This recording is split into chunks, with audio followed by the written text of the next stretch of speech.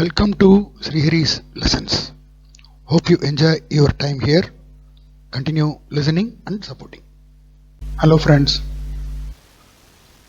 We are moving out from volume 1 or phase 1 of this series about personal finance, and we are stepping into next volume or next phase of the series. We are more at a point of interjunction in the series. Therefore, let us dwell a little on where we are at the series after 5 chapters. The chapters covered so far, namely Introduction to Personal Finance, Contents or Index, Managing Income, Managing Expense, Managing Surplus, Managing Accumulation. These chapters are primarily explaining general fundamentals related to personal finance from individual perspective. These are applicable to every individual. Many listeners might feel as to what is there in this. Everyone knows what their skill sets are, what their career is, what their income is, and everyone wants their career to grow and everyone work towards increasing their income. Same way, everyone knows what their circumstances are, what their expenses are, how to prioritize or identify the sense of importance of their expenses, which expenses to be made now, which expenses can be postponed for future. Moreover, everyone knows they should generate surplus and save it for the future. Then what is there in this series that people can use in their life? This is exactly why I call personal finance management as a life skill, because it is applicable to everyone. However rich you are, however poor you are, everyone has to manage their finances. Everyone does these things every day in their life. That is what a life skill means. Classic examples for life skills are something like cooking or driving. Someone learning how to cook food does not intend to become a chef or use that skill as a profession. Same way, anyone learning driving does not intend to become a Formula 1 racer or use that skill as a profession. However, the skills in cooking or driving are used by themselves in their day-to-day life in order to either reduce dependence on others or save money from employing somebody else for doing this work. This is what is categorized as life skill. The same logic applies to personal finance. Personal finance is a life skill. Now, how does that explain the utility of the contents of this series? There are 3 categories of knowledge, 3 levels. The basic level can be called as, let us say, knowledge. There is a slightly higher level which can be called as, say, understanding. There is an even higher level what can be called as realization. In other words, we can say knowledge is know what, understanding is know how, and realization is know why. People who know driving can easily relate to this. Most of us know what is a gear, what is a clutch, what is a brake, etc. This is knowledge or know what. When you press the accelerator, the speed will increase. When you hit a brake, the vehicle will stop. This is knowledge or know what. But actually, we cannot drive a vehicle with this knowledge alone. We need next level of learning of how to use the knowledge. How and when to apply accelerator or how and when to apply the brake is the skill required to drive. Knowledge becomes skill only when you know how to use or apply the knowledge. And the third level, when you keep driving for a few years, you will reach a stage where even proper application of mind is not entirely required for driving. When you are driving, if you are thinking about something else, you will hit brakes when required. Some people call it muscle memory.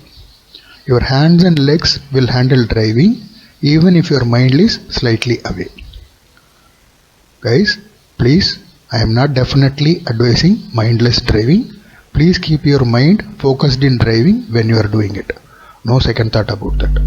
What I am trying to convey is that certain activities become part and parcel of your functioning, and they are automatically done by us even when mind is not fully focused on that activity. This is what I would like to name as realization, the third level of knowledge. Knowledge becomes understanding when you know how to use the knowledge, and that becomes a skill.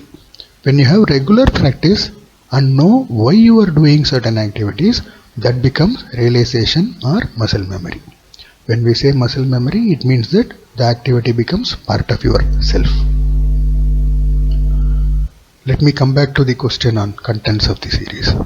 Although everyone manages their career, their income, their expenses, etc., there should be a proper way or approach in doing the same. Most important is to establish, by conscious effort and application of mind, a connection between income and expenses and not let it in automatic mode. This is where financial pyramid plan or needs pyramid is used as a tool. Be very clear that this is just a tool. Some people can use this tool, and for some other people they may need some other tool. We keep repeating, every individual is different. If someone is mindlessly or mechanically earning money or spending money, then creating wealth and financial independence also ends up as a mindless or mechanical process.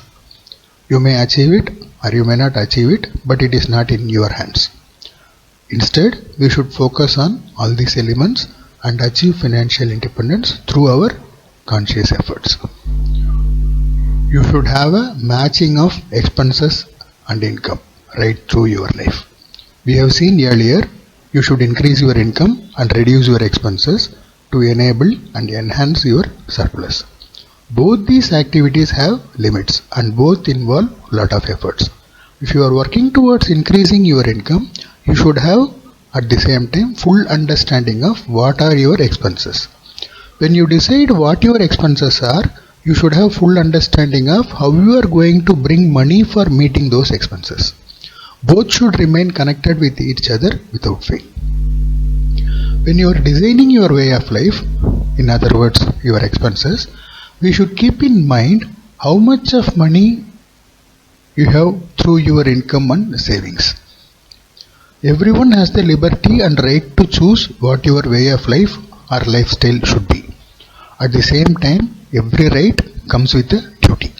When you use your right to decide your way of life, you have equally important duty to see how the way of life is funded. Same way, when you target what should be your income, you should keep in mind your income should at least be to the level of meeting your expenses, both present and future expenses. Surplus should then be accumulated with two goals, namely meeting future expenses and creating wealth to reach financial independence. As we repeat often, each individual is different. The learning curve is also different for each individual. There are two elements. One is called form and another is called substance. Form or format, substance or contents. Now, when you are offering water for drinking, a small baby will need a feeding bottle to drink the water. A slightly older kid might need a sipper model container or a glass to drink that water. Elders can drink water from a water bottle or any glass. Same way, whatever we discuss has to be focusing on form as well as substance. Even when substance is the same, the different forms of presenting the substance will reach different people in different ways and different perspectives. The contents discussed in this series might be repeated in different forms only because the audience might feel easy with one form over the other. Repeating the same content in different forms is only with the hope that different people will understand and use the content when given in different form. All these are the points and possible options of how and where you should focus in achieving financial goals, and these are the details covered in chapter 1 to 5 of the series. You have to take what is applicable to you based on your circumstances and apply them in your life. Specific advice or suggestion towards what one should do can be given only at individual level based on their circumstances, never in general context. Also, going forward in the next few chapters, we will discuss about how the surplus can be accumulated and turned into wealth. We will cover the tools available to let money make more money.